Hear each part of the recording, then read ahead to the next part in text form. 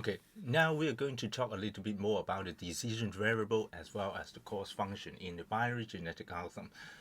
When we talk about the binary genetic algorithm, or in general the genetic algorithm, everything is in the format of chromosome. That means when we are talking about a cost function, we are going to minimize. So we will have a vector of decision variable. That is the decision variable. What we are talking about, that is this x. And then so when we break down this x previously, I use x1, x2, x3, and so on. In this slide, I just using p1, p2, p, and y. That is the parameter of this cost function. Okay, so that means the chromosome that is in this form. If you have n var, that is the number of decision variables right here. Yeah. Okay. So that means when we talk about the population previously, so we have a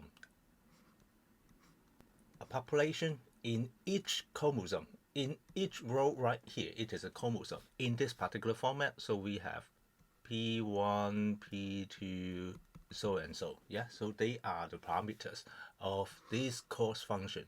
So that means if we are going to have this structure of the chromosome, and then so we are going to do the encoding to encode each parameter, each decision variable by mi bit. That means what I'm talking about the binary string. For example, the chromosome, the P1, that is 010. For example, if I'm going to use 3-bit for P1, and then 111, that is for P2. This is P1, this is P2, so and so. Yeah. So it is not necessary that every decision variable using the same number of binaries, the same number of bits to represent its value, and also corresponding to each parameter, they has its own range. For example, this P1 that is in the range of -1 to 1, and then this one could be -5 to -2, so and so. We need to collect all this information beforehand, and using the previous slides, in the previous section, that if we would like to achieve certain precisions, and then we can determine the number of bit we are going to represent each parameters, and the total number of bits for this chromosome, that is the sum of the number of all these bits right here. Yeah. So for example, if we only have two parameters, p1, p2, the total number of bits for this chromosome, that is 3 plus 3. Yeah, 3 plus 3, that is 6. Okay. Throughout this population, we will use the same number of bits to represent each chromosome. The second chromosome 6-bit, the third chromosome 6-bit in this particular format we defined. Yeah. So in order to evaluate the cost of each chromosome, we are going to substitute these parameters P1, P2, P, and Y back to this cost function, and then we know what value it is. Note that the chromosome, that is in binary string format, so we have to use the decoding formula we learned before to turn these parameters back to the real value P1, P2 up to P and Y, so that we can evaluate the real value cost it is. And now I'm going to introduce a few more terms about the binary about the genetic algorithm. The first one, that is the genotype. The genotype, that is the bit string representation of this chromosome. That means when we talk about one of this chromosome in binary string, that is the genotype. That means we are going to operate on every single bit, so that we are going to change the quality of the chromosome. And then another one, that is the gene. That means if we are going to use the term gene, it means that it is talking about each parameter. That is the decision variable of the chromosome. We have one gene, two genes, so and so. Yeah, and then the phenotype, that is the decision variable. That means if we are going to consider the genotype space, that means each bit we have 0, 1. The the space for each bit. And then when we combine all the bits, and then we can create a genotype space. And then when we do the decoding, and then we can turn it back to P1 up to PN1, and then we call this is the phenotype. Phenotype, that is, we are going to map the binary string back to the real value. Each parameter, it means something. We have a physical meaning for each parameter. For example, if we are going to say have an experiment, we have a number of input, say P1, P2, so and so. P1 may represent the voltage. That means when we are going to adjust the voltage of a robot, a wheeled mobile robot, and then we can control the speed as well as the heading angle of this robot. So P1 represent some physical stuff, yeah. But when we talk about one single bit, that is some characteristic underneath the voltage, yeah. Okay, so this is the genotype and phenotype, and a line, that is when we talk about every single bit right here. For example, the first bit, this 0, that is the value of this single bit in this chromosome, yeah. So look at this example, and then I just try to reinforce what we have done. For a cost function with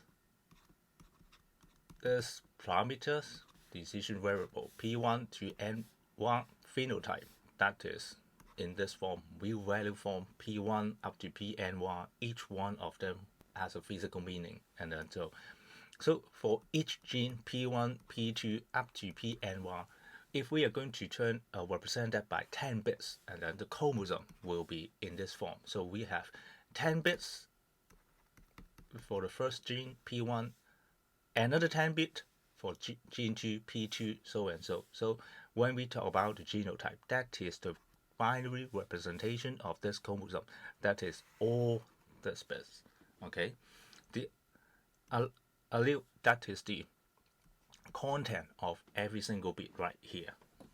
Okay, and now I just introduce you about the decision variables as well as the cost function. When we evaluate the cost function, we have to turn the binary string back to real value so that we can evaluate the cost. That is the quality of this chromosome. And then now I'm going to talk about the population. The population, that is when we start the genetic algorithm, we need to have a group of potential solution. Each solution that is represented by a chromosome, a binary string. Yeah. So I denote the population, the size, that is n-popped. That is how many number of chromosome in this group. And then so n-pop times n-bit, that is the number of bits in this chromosome, in this population. I'm going to show you an example in the next slide so that we can understand this idea better. And then the parables of the population, that is given by this line, that is we have a group of potential solution. We are going to introduce the genetic operation into each one of them so that we are going to evolve the potential solution and then improve the quality of the potential solution subject to the cost function. Yeah. Okay, now when we are talking about this procedure, yeah, so that means when we define the cost function, and then we define the number of decision variables according to the application, and then we choose the control parameters. I'm going to introduce this later, and then the next step, that would be the initial population.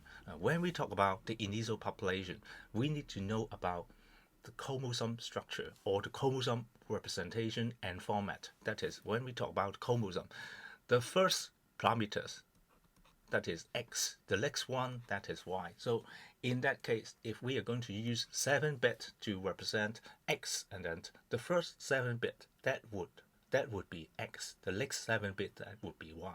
Okay, if you are going to define the chromosome in this format, okay, it is up to you. The first 7-bit represent Y, the next 7-bit represent X. So remember this, remember the order and the position of the decision variable, because once you are going to turn it back to the parameter, you have to substitute that into the cost function, and then so it is important that you define the structure of the chromosome in the beginning and then follow the order of the variable in this chromosome. Yeah. Anyway, we stick to this format. The first 7-bit X, the next 7-bit Y, because we choose 7-bit. If you are going to choose 10-bit, and then it is up to you. Yeah, subject to the requirement as well as the specification of the application. For example, the precision we would like to achieve.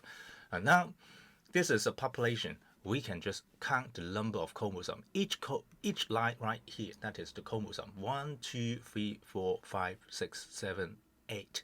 So we have the population size of 8. It means that in this block, we are going to generate randomly 8 chromosomes. Okay, so that is Y8. Actually, we choose that.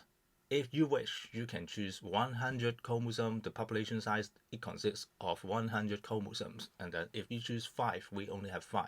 So the influence of the population size affect the performance as well. Yeah, because later on you will just find out that this group of chromosomes, as I mentioned, it is a kind of potential solution. It will form the parent groups to generate offspring.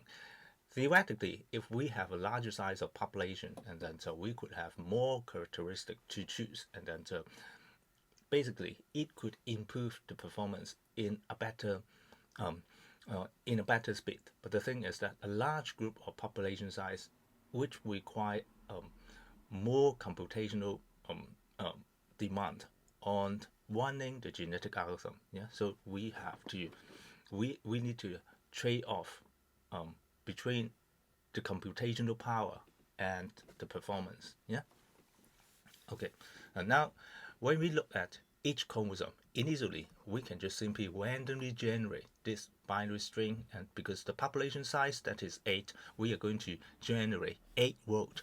So 8, that is the population size. So that is according to the previous variable, we define n pop, that is the 8, that is the population size, and then n bit, that is the number of bits in total. Yeah.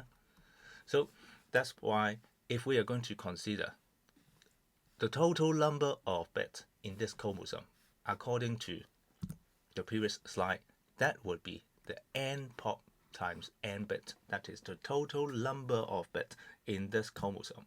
In this population. So each chromosome, and then so we are going to go to the next step. That would be this one. We're going to decode the chromosome and then evaluate the cost of each chromosome. So decoding, we are going to use this formula. Okay, we are going to use this decoding formula and then find out what value this binary string represents. So which will give you the value of X and Y. This is the decoded X and Y. Once you know the decoded X and Y, put it into this cost function. It will give you a cost. Now I have this minus 12,000 something, and then I do not provide what exactly this cost function it is, but I just put some random number right here. But if you really need to know about the cost function, according to the application, we define it so that we can put the decoded value of xy into the cost function to find out each one of them. So because we are going to do minimization, the smaller the number, the better the quality of the chromosome or the solution. Note that the first value, that is X, the next 7 bits, that is Y. Yeah. Okay. So we have this table, that is the initial population, Okay, we know the cost of each chromosome. And now I'm going to talk about the lateral selection. That means once we have the pivot table, and then we move on the selection process. When we talk about the selection process, we break it down into the lateral selection as well as the selection for crossover. That means if you zoom into that, we have this and this. Okay, now we are going to look at the lateral selection first. We have two approaches to do the lateral selection. The purpose for this lateral selection is that we are going to determine who is going to stay, who will be replaced. Yeah, remember that when we talk about genetic alpha, it depends on the survival of the fittest. Yeah, so that is the thing we're talking about. The better the quality of the chromosome, they will have a better chance to stay. Yeah. So this is given by the Darwin evolutionary theory, and now we are going to look at the first approach during the lateral selection. Okay, so that is the selection weight, or we call it X weight, and we are going to define the number, the selection weight we have to choose. That is, for example, it is in terms of percentage or a number in the range of 0 to 1. It just tells you that how many numbers or the fraction of the N pop that survives. That is, how many chromosomes they are going to stay and acting as the parent to perform the crossover. Yeah. So we use this equation. That means the number of the chromosome that we are going to keep or they are going to stay, and then so we are going to do selection weight times the N pop, and then so the top N kept, we are going to keep it in the population. Okay, the bottom N pop minus N kept, they are going to be discarded and replaced by the offspring later on. I'm going to give you an example to show the overall idea about this lateral selection using selection weight. And now the population size, for example, that is 8. So right here we have 8 rows because we have 8 chromosomes in this population. Now I'm going to choose the selection weight to be 50%, and then 50%, that means that is 0.5. So we use this equation to calculate N kept 0.5 times the size of the population, that is 8. So we come up with 4. The meaning is that after we have to do the sorting, and then that means the better the quality of the solution, that would be at the top, and then the worst solution will be at the bottom. So we are going to sort the population according to the cost. Yeah. So now note that these costs, the chromosome are arranged in the ascending order because we do minimization. So the first one, that is the smallest, and then the second one, that is the second smallest, and so on. So the physical meaning, the meaning of this 4, it means that we are going to draw a line in this rank cost function, or the rank cost of the chromosome. 4, that means we are going to keep the first 4 chromosomes. That is 1, 2, 3, 4. Draw a line right here, and then the bottom, that would be those chromosomes we are going to discard and will be replaced by the offspring according to the previous equation. This is the N kept. Yeah. So this is the top N kept will be kept in the each generation. Actually, I have the points right here, and then the bottom N pop minus N kept. Yeah. So N popped minus N kept in this example. N pop, that is 8. N kept, that is 4. 8 minus 4 equals 4 as well. It just tells you that the bottom 4 will be replaced. So look at this procedure. We are going to replace the worst chromosome in this population and keep the best one. So if we are able to generate some good chromosome, and then the whole population quality will be improved iteration by iteration. Yeah. Okay. Now I'm going to give you the general idea of what we have done. This is when we define all the parameters and then generate the population. That is, we are going to randomly pick some binary string. For example, this is 1001110, whatever, right here. So we have, so the first few bits, that is x, the next few bits, that is y, and so, because we need to define the variables, the decision variables, okay? And then we are going to decode the chromosome so that we are able to know which bit represent what value of x, and then we find out the cost. Okay. After that, we are going to do the ranking, rank the population, so that in the ascending order, the smallest one, the smallest cost, that is at the top, the largest one, that is at the bottom, because we do minimization. After we do the rank population, and then we already go through this step, and then right here we are going to do the selection, the lateral selection, for example, using selection weight. That means we are going to draw a line right here, for example, because we choose selection weight to be 50%. That means we are going to keep the first four and then discard the bottom. Yeah, so that is the thing we have done.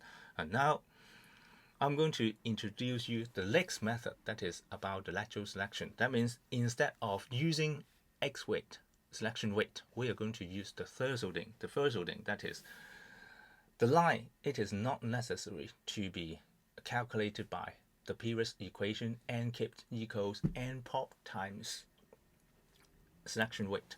Now what we are going to do is just to define a threshold. This threshold, for example, if this threshold, that is minus 12,000, everything smaller than minus 12,000 we are going to keep, and then lower than, higher than that, we are going to discard. Yeah, so in this iteration we can choose minus 12,000, or in the next iteration, and then we would like to further improve the quality, we can just simply say, we are going to have minus 14,000. Okay, so we will draw a line right here in that case. Yeah. In that case, if no chromosome survive, and then the whole population will be generated. Yeah, so that means we will destroy everything and start again. So you can choose the threshold again. The advantage of using the thresholding, that is, the computational, it is less computationally expensive, because when we use selection weight, we need to do the sorting first. But for this one, we are going to just compare each chromosome with the threshold. If it is not better, discard it. If it is better, stay so and so. Yeah. So after you discard all the variable, all the chromosome not satisfied this thresholding, and then we are going to do the sorting. So that means it will reduce the computational power to do the sorting.